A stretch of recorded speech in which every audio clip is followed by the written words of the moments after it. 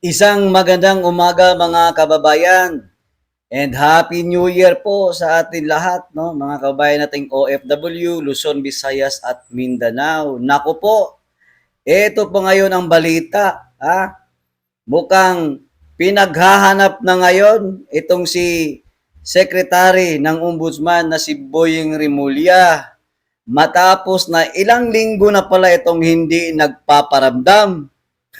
ha? Mukhang tumalab na yata, ha?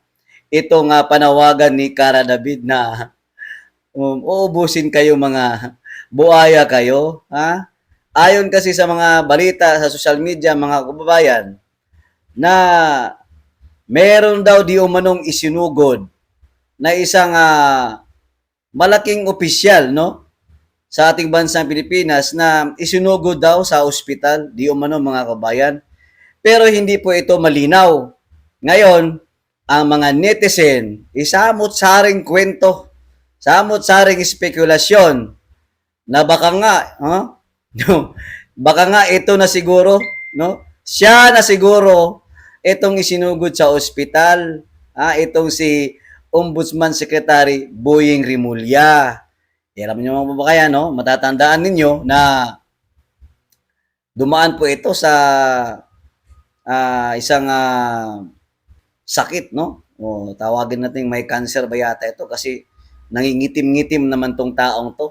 Ah, oh. Alam niyo naman, daming nagagalit sa taong ito kasi walang ibang ginawa kung hindi paghigpitan at laging sinisiraan ang mga Duterte. Mula kay Tatay Digong, kay Vice President Sara Duterte at sa mga kaalyado ng mga Duterte. Lalong-lalo na si Senator Bato at si Senator Bongo. Ito po ang balita mga kababayan, no? Basahin natin. Ayon po ito, no, sa ang balita ngayon na ayan na mga kababayan, ilang linggo na pala hindi nagpaparamdam itong si Boying Rimulya. Oo. Sabi pa nga sa balita, ni baka daw ito daw yung susunod na kay Akop. Naku po. Nasaan si Ombudsman Boying Rimulya? Yan ang katanungan. Kasunod ng kapansin-pansing ilang linggo nitong pananahimik at nang hindi pa kumpirmadong ulat tungkol sa umano'y mataas na opisyal na isinusugod or isinugod sa ospital.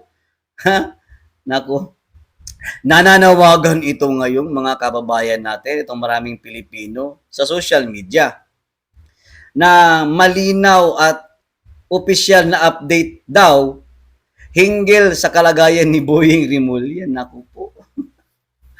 Kung totoo man ito, mga kababayan natin, ito na yata yung sinasabi natin, ang gaba, dili magsaba. Siyempre, may sakit ka, may karamdaman ka, pero, tila ba'y walang pakundangang, para bang, tinotolerate ninyo ang korupsyon sa bansang Pilipinas. Yung labis na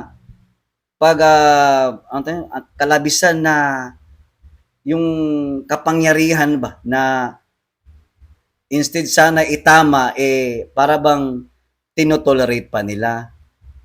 Ginagatungan pa nila yung mga mali-maling mga pamamaraan, di ba? Kung talagang totoo ito, di ba dapat sana magsalita ka na diyan, Boying. Mag-ingay ka na, namimiss ka na ng taong bayan. Total, wala ka namang ibang ginawa, kundi puro pabida-bida, papapil-papil. Oo. Yung ginagawa ninyo sa administrasyon ngayon, kayo yung mismong nagpapababa ng kalidad ng isang gobyernong Bongbong Marcos. Mantakin mong negative 3% ang latest survey niya. Samantalang si Vice President Sara Duterte ay patuloy na tumataas yung trust rating. So, ibig sabihin, kahit ano pa mang ginagawa nilang paninira kay Vice President Sara Duterte, patuloy naman itong bumababa ang tiwala ng mamamayang Pilipino kay Bongbong Marcos. Marahil, siguro yung request ng taong bayan na dapat, no, magpa-hair follicle drug test siya, hanggang ngayon wala pa rin, no? Yung kasagutan sa anomalyang flood control, sa ghost projects, sa mga substandard na mga proyekto, until now, paikot-ikot lang yung investigasyon, bumuo pa sila ng Independent Commission for Infrastructure, na kalaunan yung binuo nilang ahensya na yan, unti-unti nang nalusaw. Umantakin mo lahat ng mga commissioners na inappoint ng Pangulong Bongbong Marcos ay unti-unti na po naglaho. Kanya-kanya na po silang nagpuglasan, na. Oh, paano ba naman kasi, no? Kung talagang nasa tama silang landas, bakit ngayon tila ba'y nahihirapan sila? At ang nadinig ko doon sa isang huling nag-resign na si Commissioner Pahardo, abay, ito lang yung sinabi niya, mga kababayan, no? Tama na daw yung tama na daw yung panunungkulan niya. Proud na proud siya na natulungan niya na para daw baguhin yung sistema, sistema ng DPWH. Teka lang, hindi ba ang ICI ay komisyon para mag-imbestiga?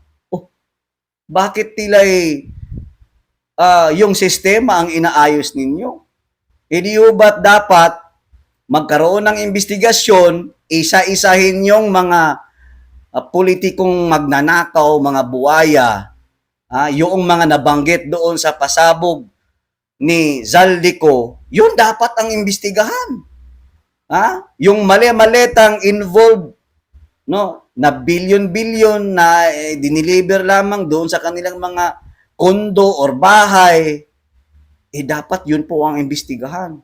Oo, bakit nyo naman sinasabi ngayon na proud na kayo at kontento na kayo na nakatulong sa pagbabago ng sistema? Sistema lang pala ang kailangan yung... Akala ko ba binuo yan para talaga matumbok kung sino yung mga mastermind dyan sa anomalyang ghost project sa flood control. Mukhang panglilihis na naman ito. Dito natin makikita na wala talagang mangyayari dyan sa ICI. Ngayon, kung magkakaroon man sila ng plenary, investigation, deliberation, maghihearing sila, sino na ngayon? Sino na ngayon dyan ang uupo at susuporta pa dyan sa investigasyon sa ICI? Di ho ba? Parang ang nangyari, walang silbi, walang kwenta ang binuo nilang Independent Commission for Infrastructure. Di ba? O, mag-iimbestiga ka, yun naman pala ang... Di ba? Walang pinag-iba eh. Bumuo ng ICI. Ano palang purpose diyan ng mga NBI? Ombudsman. Hindi ba nila kayang mag-imbestiga? Kaya ang sabi ko, binuo lang yung ICI na yan para magkawatak-watak. Para, kunwari lang na seryoso sila sa usapin na investigasyon. Pero yung totoo, mga pipitsugin lang talaga ang hinuhuli. Ganon sila katindi. Pero, wala pa nga nangyayari sa ICI, walang resulta, walang konkretong mga nakasuhan, walang mga malalaking pangalan. Di ba? Pero ang ending, babalik-balik sila sa mga Duterte. Ngayon pa lamang, gumagawa na ng aksyon itong ombudsman, si Boyeng Remulla. Kaya maraming nagagalit sa taong ito. Kasi nagpalabas na mayroong mag-file ng kaso, yung social, yung mga civil community, yung mga pare, yung mga Makabayan Black, yung makakaliwa. Agad naman itong sinalo ni Boyeng Remulla at pakakasuhan daw ng ombudsman. Well, sa bagay, alam naman natin na February magli-lift na yung ban for impeachment ni VP Sara Duterte. Kaya isang paraan yan. Kasi hindi po pwedeng dedirekta ang ombudsman sa pagkaso no? Step by step yan. Una, mayroon silang itatalaga diyan na kunwari, di man no, na magpa-file ng reklamo, complaint kay VP Sara Duterte. Yan na po yung mga civil society group. yung mga pare na yun, yung mga nagreklamo, no? Dadalin yan kay Boyeng Rimulya, siyempre amatik na yan. Aaksyonan agad yan ni Boyeng Rimulya, ganun kalala. Ganon katindi ang ombudsman. Sasaluhin agad yan, papile ng kaso, di ba? Nag-file ng kaso para mapunta yan sa Kongreso, sa House. Doon sa House, pagdidiskusyonan yan, pag-aaralan, iimbestigahan, at mapapapirma na naman yan sila kung sino yung payag o kung sino yung pabor. After niyan, dadalhin na naman yan sa Senado. Pero ang kahinat na nito mga kabayan, mauuwi pa din yan sa wala. Kasi nga, hindi na yan katanggap-tanggap ng Korte Suprema. Mayroon po tayong Korte Suprema na naninindigan na walang bahid, na mayroong pabor-pabor. Nakita mo na archive na yan, nabasura na yan. Ngayon, pilit nilang bubuhayin. Ang ending niyan, wala pa din niyang kwenta. Ibabasura pa din yan mga kababayan. Okay? Ayon sa isa nating balita mga kababayan, yung Super Health Center, mga kababayan natin, naku po, ipapaubayan na daw sa private sector. Lilinawin ko lang mga kababayan natin, yung pinag-uusapan dito, ito yung mga Super Health Center na under ng Local Government Unit o LGU. Kasi nga nakita po ng sambayan ng Pilipino na dami ang kalabisan na mga korupsyon diyan sa LGU, gaya na lang nakita natin na balita sa Marikina na kung saan abay kinalawang na lang, nagkaroon na ng marami mga damo-damo, 'di ba? Yung Super Health Center sa Marikina, ilang milyon or bilyon ang nawala doon. Ang tanong, saan napunta? Lilinawin ko lang ulit, magkaiba po ang Super Health Center na isinusulong ni Senator Bongo. Yan po ang legit. Unlike doon sa mga gustong magtayo o magkaroon ng project ng Super Health Center na under sa LGU, kung baga, ang pundo na hinihingi nila, doon po yun papasok mismo sa local government unit. Problema mga kababayan, ang dami pong mga LGU na yung project nila sa Super Health Center ay hindi po naipagpatuloy. So ibig sabihin, nasasayang yung pera, hindi natin alam kung saan na napunta, malamang nabulsa na ng mga buaya. Uulitin ko, ang legit na Super Health Center na project ay bukod tanging nandyan kay Senator Bongo. Kaya maraming salamat Senator Bongo dahil isa ka talagang huwarang politiko. Nakikita namin na yung gawang Duterte or ni Tatay Digong ay nakuha mo talaga kung paano i-implement ng maayos. Eto po yung video mga babayan. Halimbawa po ito sa mga LGU na napunduhan ng mga Super Health Center budget, pero hanggang ngayon nakatenga pa rin.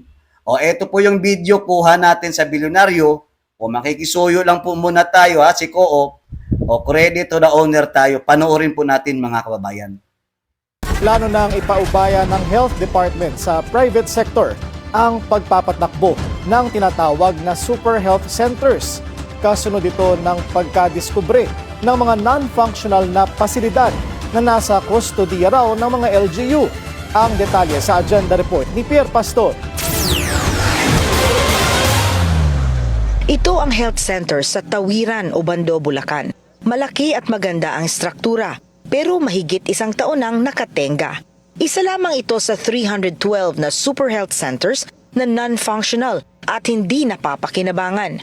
Ginastusan na ng gobyerno ang pagpapatayo sa mga ito at itinurn over na umano sa mga local government unit. Isa pa ang ipinakita ng DOH sa konsepsyon sa Marikina City na ayon sa records ay completed na, pero nang datnan doon ay talahib at walang nakatayong super health center. Ang nasa Antipolo naman, mahigit isang taon na rin nakatenga pero biglang nag-operate nang sorpresang mag-inspeksyon si Health Secretary Ted Herbosa. Ayon sa DOH, na i-turn over na ang mga ito sa local government units at sa napagkasunduan Dapat ang mga LGU na ang maglalagay ng mga taong mangangasiwa. Pero inabot na ng ilang taon, hindi ito nalalagyan ng tao at mga kagamitan. 312 finished, binigay na sa LGU. Nakakita kami ng mga solusyon. Yung ibang solusyon, inutusan ko yung LGU, kunin yung tao dun sa lumang barangay health station at ilipat na lang dun sa bagong super health center at ipa-operate na. So that's one option. The second option, pwede naman nilang ibigay sa DOH, patatakbuhin namin bilang bukas. May mga private group din umano na gustong kunin ang health center at sila na ang magpapatakbo. I-bid out ko sa mga private na gustong patakbuhin siya. Magtatagal lamang daw ang implementasyon ng mga naisip na solusyon dahil iisa-isahin pa ang mga LGU para maibalik sa DOH ang custody ng mga super health center. Kaya naman goal ni Secretary Herbosa sa pagpasok ng 2026 na asikasuhin na ang mga health centers na ito. Magtatagal lamang daw ang implementasyon ng mga naisip na solusyon dahil kailangang isa-isahin pa ang mga LGU para maibalik sa DOH ang custody ng mga super health center. Kaya goal daw ni Secretary Herbosa sa pagpasok ng 2026 ay asikasuhin ang super health centers. Banat naman ng Alliance of Health Workers, paano raw sila maiengganyo na magtrabaho sa mga health center kung hindi inaayos ang kanilang kompensasyon. Ang tanong naman po, sino po kaya ang, sa word ko, Ma'am Pierre, ang loko-loko manggagawang pang-alusugan ang magpapadeploy sa areas na yan. Kung ang sahod mo ay hindi sapat para sa, alam mo yun, Opo. sa sarili mo mismo, sa pamilya mo mismo. Sino po yung, kung sa mga ospital nga po, kulang pa. Diba? Kinukulang po tayo ng staffing. Hindi nga po nila maglabuan ng paraan.